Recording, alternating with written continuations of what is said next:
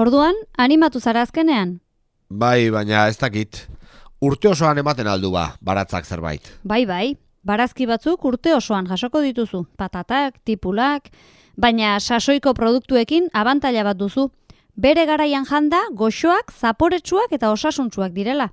Ez dago konparaziorik, zuhaitzean ondu eta udazkenean jasotako sagarrak jan, edota supermerkatura kanpotik auskalo noiz ekarritakoak jan. Bertako intxaurrak ere paregabeak dira, gazta eta irasagarrarekin jateko. Orduan, udazkenean potxak ere emango dizkitagian. Bai, hasierako babarrunak dira hoiek, ezta? Oraindik lehortu gabeak. Eta neguan?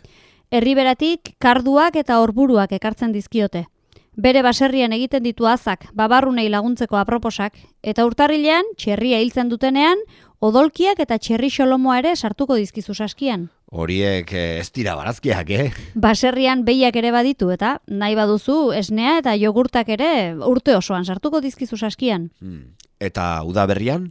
Zainzuriak izango dituzu, potekoak baino askoz ere goxoagoak. Garai honetan izaten dira azenariorik onenak ere. Fruta gorri, txiki eta goxoak ere bai, zuhaitzetako gereziak eta lurreko marrubiak. Eta udan entsalada egiteko tomateak.